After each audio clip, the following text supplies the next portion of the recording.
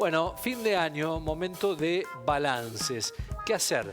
Balances sí, balances no. ¿Por dónde va usted, Mariano? Es época de balance. ¿Por qué a fin de año el balance? Porque mucho se le da un cierre de año, pero por ahí son distintas situaciones, no es un cierre de ciclo. Pero bueno, el calendario te marca que la mayoría hacemos balances en esta época. Totalmente, con todo lo que implica un cierre y un balance para lo positivo y para lo negativo. Pero de esto va a hablar un especialista, no nosotros, un filósofo, amigo de la casa, que es Roberto Azar. Hola Roberto, ¿cómo te va? Un gusto, un placer saludarte. Con Mariano te saludamos, bienvenido. Buenas tardes, Ezequiel y Mariano, como siempre un placer charlar con ustedes, felicidades. Bueno, muchas gracias Roberto, un placer saludarte. Y bueno, la pregunta inicial la hacía Ezequiel, balance sí, balance no. ¿Por qué esta época? Porque evidentemente es el cierre calendario que para muchos está marcando, ¿no?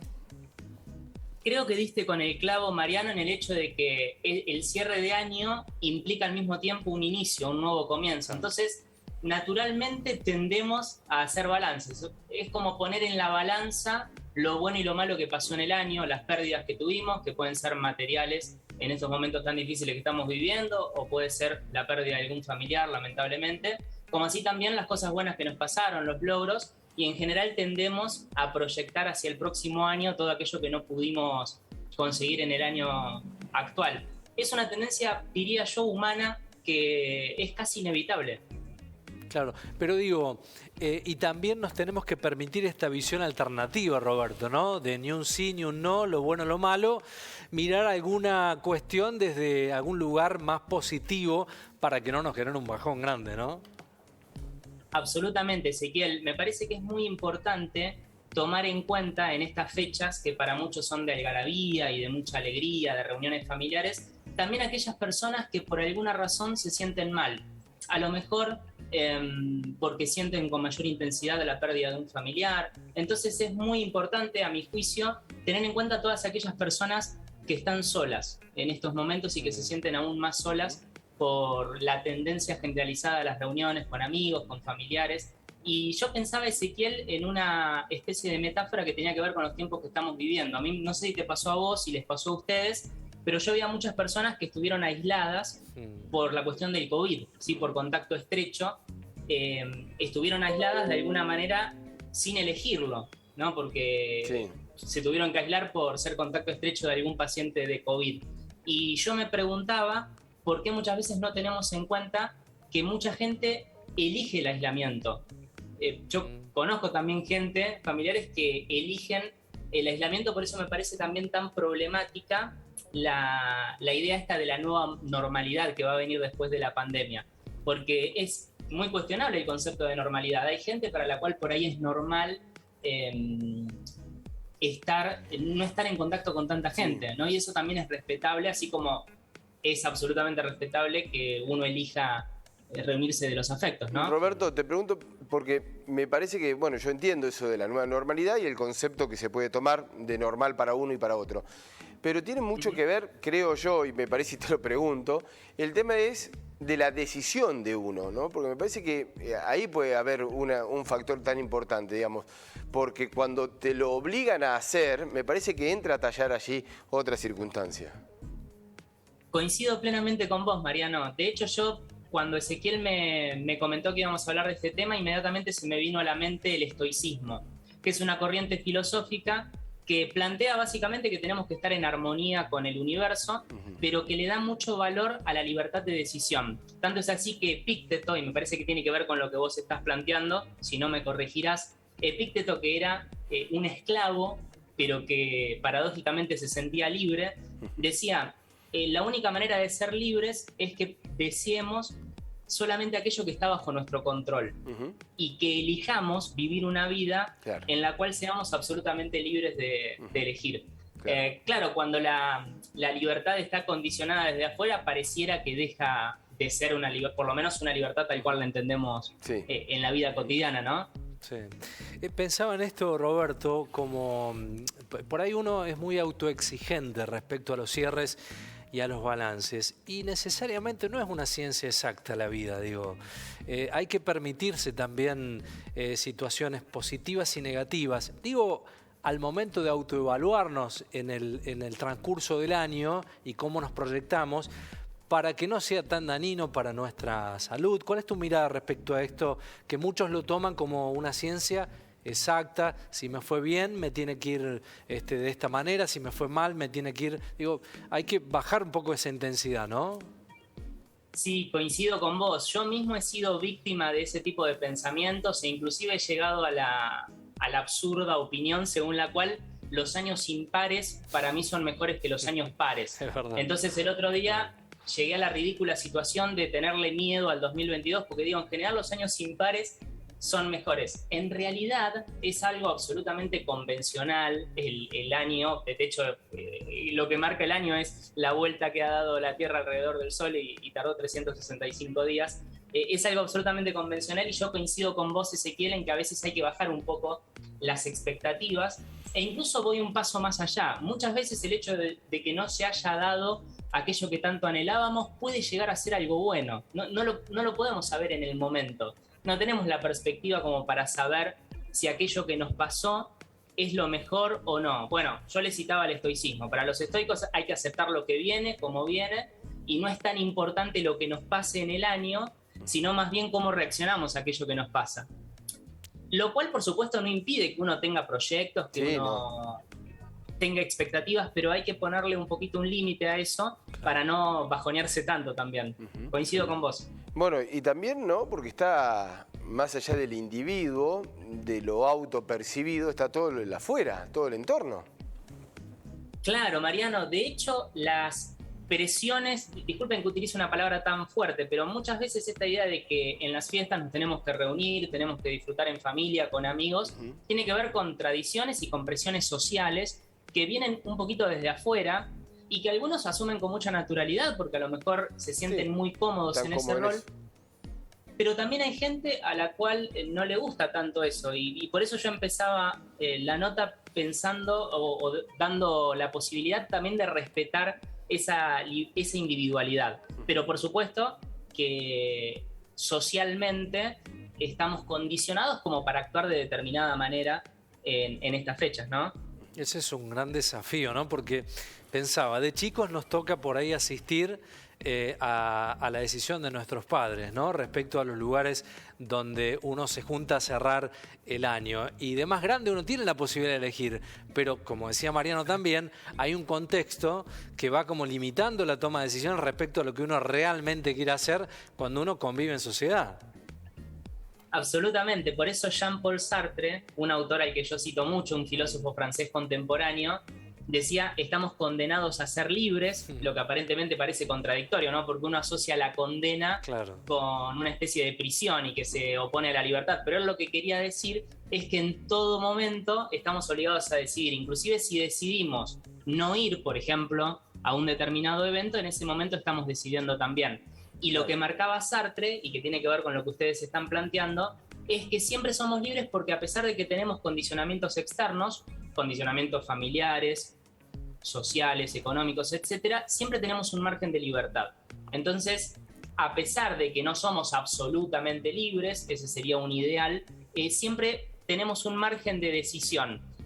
La libertad es como la arcilla, en el sentido de que uno con arcilla no puede generar cualquier objeto, tiene un cierto límite, pero sí te permite hacer muchas cosas la arcilla. Claro. Entonces es como si nuestras vidas, usando una metáfora, fuera una arcilla. Esa arcilla no la elegimos completamente porque no elegimos nacer en la ciudad en la que nacimos, en el país en el que nacimos, en la familia en la que nacimos, etc. Pero una vez que todo eso ocurre, nosotros siempre tenemos un margen de elección y podemos decidir qué hacer en cada momento y cómo transitar esa dulce condena que sería la libertad, por lo menos para el existencialismo de Sartre. Roberto, los fin de año es en pandemia, ya nos hemos acostumbrado, lamentablemente ya son dos. ¿Cuál es la mirada que se tiene de todo esto desde la filosofía? Es un gran punto el que marcás porque todavía lo estamos transitando. Vos fíjate, Mariano, vos lo planteaste muy bien, que 2020 y 2021 es como si en algún sentido hubieran sido... se hubieran unificado. O sea, estuvimos atravesados por el espíritu tanático de muerte, por un montón de situaciones que no elegimos, que se nos impusieron Y hay un autor, Hegel, un filósofo alemán, que siempre dice la filosofía llega tarde porque analiza lo que ocurrió cuando ya ocurrió. Entonces, en algún sentido, estamos transitando un momento histórico que seguramente será conceptualizado en unos años, aunque ya hay mucha gente escribiendo papers sobre eso. Mi visión personal es que, como todo lo que ocurre en la vida, significa también una gran oportunidad para tratar, al menos en la individualidad, de ser mejores. Yo soy pesimista acerca de esa visión que se planteó al principio, según la cual la pandemia nos iba a hacer mejores. Creo que como sociedad no ocurrió, pero sí, creo, una opinión personal, pero sí es una oportunidad para, a nivel personal, por ahí valorar más las simples cosas. Claro. No, sí. Creo que esto fue una constante del año anterior sobre todo, pero también de este, en el cual hubo aperturas pero no totales, el hecho de disfrutar mucho de cosas que antes teníamos como absolutamente naturales. O sea, ¿qué tenía de extraordinario ir a pasar una tarde con amigos, sí, estar en familia? Y ahora, o por lo menos sobre todo el año pasado, y este es un año de transición, valoramos mucho las simples cosas. O sea que en ese sentido tendría que citar a Diógenes, un filósofo cínico antiguo, que justamente ponía la felicidad en esas simples cosas, como tomar sol, reunirse con amigos, y no tanto en los bienes materiales o inclusive en estas expectativas a veces exageradas que, como decía Ezequiel, nos proponemos y después nos frustramos cuando no somos realistas a veces en todo lo que queremos lograr en el próximo año. La socialización ha tenido una fuerza realmente muy importante en etapa pandémica, donde estuvimos mucho tiempo encerrados, y allí toma otro valor. Te iba a consultar, Roberto, gráficamente, ¿en qué momento hay que hacer el balance y cómo hacerlo? Digo, vos te sentás en tu casa el 30 de diciembre, la tarde del 31, y te pones a escribir. ¿Hay que hacerlo en la cabeza? ¿Cómo lo proyecta uno? Mira, yo siempre tengo una frase de mi papá que él dice, este 31 tenemos que brindar por todo lo que ocurrió este año, y por lo bueno, pero también por lo malo, por haber atravesado esas adversidades. En ese sentido, me parece que siempre hay que celebrar la vida, y por supuesto que es absolutamente personal cómo se hace el balance. Yo soy una persona absolutamente estructurada y que anota todo. Entonces yo soy de los que se quiere efectivamente con papel y lápiz, no necesariamente el 30 o el 31, pero sí en diciembre, hace una especie de balance de lo conseguido este año y de lo que quiero conseguir el próximo año. Me parece que es importante tener claridad mental, por lo menos, acerca de qué es lo que verdaderamente deseamos. Que es tan difícil saber muchas veces, ¿no? A veces nos lleva toda una vida saber qué es lo que realmente deseamos. Pero por lo menos sí es deseable saber hacia dónde queremos ir y los lugares que no queremos transitar. Que también, volviendo a lo que preguntaba Mariano antes, algo que me surge ahora es decir que este momento, estos años tan difíciles que hemos atravesado, creo que también nos marcan cuáles son los lugares que no queremos transitar. Y eso ya es un avance muy importante. Claro. Saber qué es lo que no queremos para nuestras vidas. Porque mucho se habla, y me quedé con el concepto de que la pandemia nos va a hacer mejor como sociedad. Yo coincido con vos, ¿no? Coincido, me parece que no va a ser así de por sí.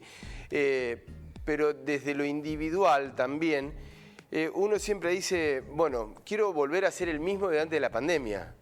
Y también es algo que me parece que no estaría bien, porque nos pasó una pandemia. Ya digamos, nos olvidamos, aparte, cómo éramos, ¿no? Desde lo individual, desde lo social, en el mundo, digamos. Pasó una pandemia, murió gente, situaciones absolutamente extraordinarias. Ser el mismo, me parece que no habla bien tampoco de una evolución, ¿no?